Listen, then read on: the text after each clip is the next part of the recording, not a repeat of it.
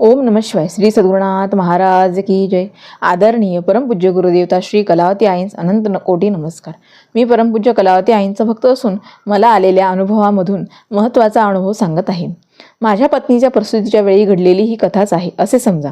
आपण फक्त चित्रपटामधूनच मुलांचे बदलण्याचे किंवा गडबड घोटाळा झाल्याचे ऐकतो, पण आमच्या बाबतीत प्रत्यक्ष तसे घडले.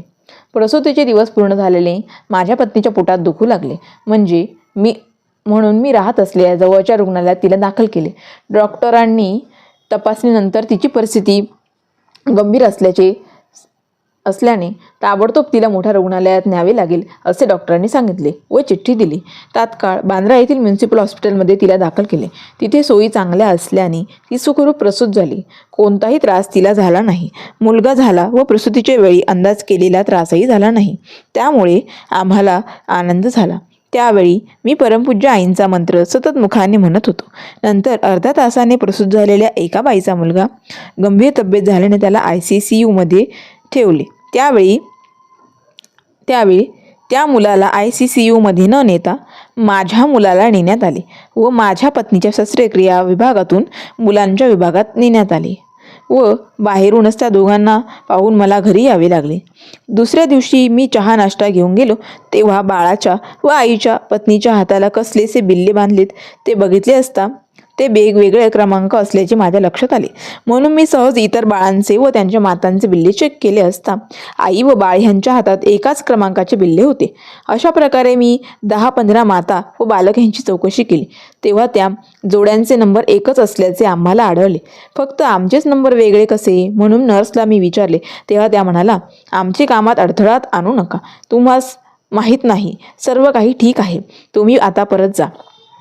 परंतु ही चूक नर्सकडून झालेली आहे हे लक्षात आल्याने मला चैन पडेना. म्हणून जेव्हा जेव्हा तेथे गेलो तेव्हा प्रत्येक वेळी हेच प्रश्न विचारित होतो. तेव्हाही प्रत्येक वेळी मला समाधानकारक उत्तरे मिळाली नाहीत. त्यावर माझे नातेवाईक जे हॉस्पिटलमध्ये काम करतात त्यांना संपूर्ण हकीकत सांगितली. तेव्हा त्यांनी नर्सला आपला परिचय देऊन तुम्ही या बाबतीत काय करता ते ताबडतोब करा असे सांगून थोडी धमकीही दिली. जर काही गडबड झालीच तर त्याचे परिणाम चांगले होणार नाहीत असे सांगितले. त्यानंतर आम्ही हॉस्पिटलमधून बाहेर पडताच नर्सनं माझ्या पत्नीजवळ त्याही मुलाला तिला खोटे सांगून अतिदक्षता विभागात नेऊन ठेवले. पुन्हा लगेचच आणतो असे सांगून नेले व परत आणलेच नाही. दुसऱ्या दिवशी मी चहा नाश्ता घेऊन गेलो तेव्हा ती खूप जोरात रडली आणि तिने आम्हाला ही हकीकत सांगितली. ते ऐकून मला खूपच चीड आली. तेव्हा मी त्यांना खडसवले व मी पण सरकारी कर्मचारी असून मंत्र्यांकडेच काम करतो. आता तुम्हा सर्वांच्या विरुद्ध मी पोलीस कंप्लेंट करतो असे म्हणताच सर्वांची तारांबळ उडाली. ताबडतोब मोठे डॉक्टर व त्यांचे सहकारी डॉक्टर आले व त्यांनी मला माझा मुलगा देण्याचे कबूल केले. दोन्ही मुलांच्या आयांच्या फाईल्स मागवण्यात आल्या. त्या तपासून त्यांनी मला आत बोलवून समजून सांगितले असे की दोन्ही बायकांचे रक्त सारखेच एकच ग्रुपचे असून पुन्हा तपासणी केल्या तुम्हाला चुकून दुसरा मुलगा देण्यात आला. तो तुमचा मुलगा नसून ICCUमध्ये प्रथम ठेवण्यात आलेला मुलगा तुमचा आहे व तुम्हाला दिलेला मुलगा दुसऱ्या बाईचा आहे अशी माझी समजूत घातली व ते मला सांगणे पडले. पण प्रश्न होता तो पत्नीच्या भावनेचा. ज्याला स्वतःचे मूल समजून त्याचे 5 ते 6 दिवस संगोपन केले गेले तिची कोण समजूत घालेल. मी डॉक्टरांनाच तिची समजूत घालावी असे सांगितले.